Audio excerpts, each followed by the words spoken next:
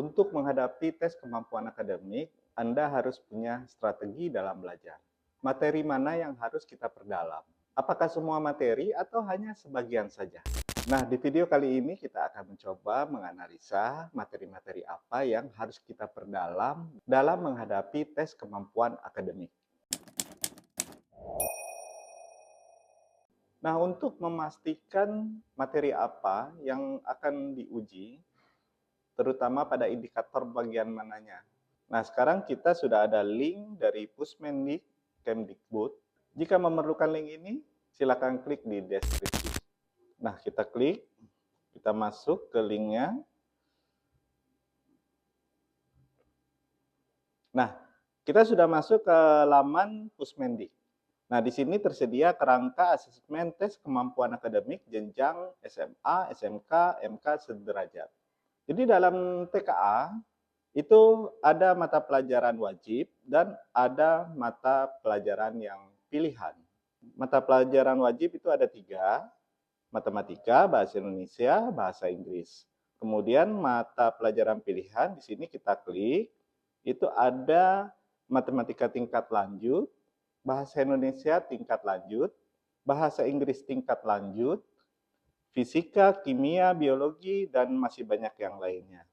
Nah, di video kali ini kita coba melihat kerangka daripada materi pelajaran di SMA untuk mata pelajaran matematika. Kita klik pada bagian matematika. Nah, di sini terdapat menu, ada definisi, muatan, kompetensi, matriks asesmen, dan contoh soal. Jadi kalian harus berpedoman terhadap link ini. Nah, sekarang kita menuju ke muatan. Di sini dalam matematika, itu muatannya hanya ada 5 jenis mata pelajaran. Ada bilangan, aljabar, geometri dan pengukuran, data dan peluang, serta trigonometri. Jadi tidak semua ya, hanya sebagian saja yang diuji dalam pelajaran wajib. Nah, kemudian kita masuk ke lebih rinci lagi, matriks asesmen. Jadi kalau bilangan, kita telaah, bilangan itu subelemennya tentang bilangan real. Dalam batasan disebutkan, bilangan meliputi bilangan real, termasuk bilangan asli berpangkat, bilangan bulat atau berpangkat, bilangan kosongan. Jadi sebatas ini yang harus kita perdalam dalam bentuk bilangan. Nah, dalam aljabar itu bagaimana kita bisa memaksimumkan banyaknya suatu variabel yang digunakannya. Ya, biasanya ini tentang program linear. Kemudian tentang fungsi. Nah, fungsi ini itu bagaimana kita mengidentifikasi suatu fungsi meliputi secara analisis dan grafik. Kemudian ada barisan dan deret. Penerapan barisan dan deret termasuk dalam masalah pertumbuhan, peluruhan, bunga tunggal, dan bunga majemuk. Kemudian geometri dan pengukuran. Nah, dalam geometri ini nanti itu menyangkut dengan bangun datar dan bangun ruang. Jadi kalau bangun datar itu ada segitiga, segi empat, lingkaran, ya. Jadi di sini dibatasi. Dan bangun-bangun datar yang merupakan gabungan dari segitiga dan lingkaran. Jadi di sini kita cari soal-soal yang berhubungan dengan segitiga dan lingkaran, soal gabungannya. Kemudian kalau bangun ruang, itu meliputi bangun ruang yang beraturan, dengan sisi datar melengkung, menentukan jarak 2 objek, kemudian meliputi jarak 2 titik, jarak 2 garis, jarak 2 bidang, serta jarak titik ke garis dan jarak titik ke bidang.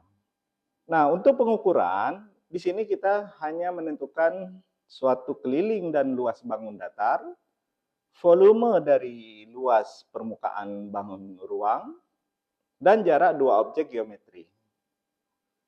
Nah, di bagian trigonometri, kita harus memahami menerapkan bernalar yang lebih tinggi untuk menyelesaikan permasalahan terkait meliputi sub-elemen dari perbandingan trigonometri. Jadi baik sinus, kosinus, tangen, koseken, seken, dan kotangen. Nah, yang terakhir itu ada data dan peluang. Data peluang ini itu tentang penyajian data, baik itu dalam diagram, grafik, dan tabel. Kemudian ukuran pemusatan dan penyebaran data tunggal, serta data kelompok. Yang terakhir itu aturan-aturannya. Nah, kalau kita mempelajari sesuai dengan yang diarahkan oleh Pusmendik, maka di sini belajar kita akan lebih terarah lagi. Jadi tidak semua materi yang harus kita pelajari. Nah, sekarang kita coba melihat untuk mata pelajaran matematika lanjutan pada pilihan. Nah, kalau menyangkut dengan mata pelajaran pilihan, kalau kalian tidak memilih mata pelajaran matematika, maka itu bisa kita abaikan terlebih dahulu. Jadi tidak perlu kita pelajari. Pelajari yang mata pelajaran yang kita ambil mata pilihannya. Nah, di sini dalam matriks asesmen itu ada aljabar lagi, tapi aljabarnya itu meliputi matriks, polinomial, fungsi. Ya, matriks itu ada determinannya, itu harus lancar, kemudian menentukan inverse, kemudian bagaimana kita mengoperasikan, dan di sini juga ada program liniernya. Nah, kemudian ada polinomial. Jadi polinomial ini itu suku banyak. Kemudian untuk fungsi, jadi fungsi ini fungsi yang nanti isinya itu kompleks ya. Di situ ada eksponensial kah, ada logaritma kah. Jadi semuanya nanti dalam bentuk yang kompleks. Kemudian geometri dan pengukuran. Nah, geometri pengukuran ini hanya diambil vektor dan lingkaran. Dan yang ketiga yaitu tentang transformasi geometri. Selanjutnya di sini ada trigonometri. Jadi dalam trigonometri ini yang diuji itu tentang limit fungsi aljabar, batas fungsi, dan trigonometri. Tapi yang lebih rinci lagi, itu kalian harus bisa atau memahami tentang teorema L-Hospital.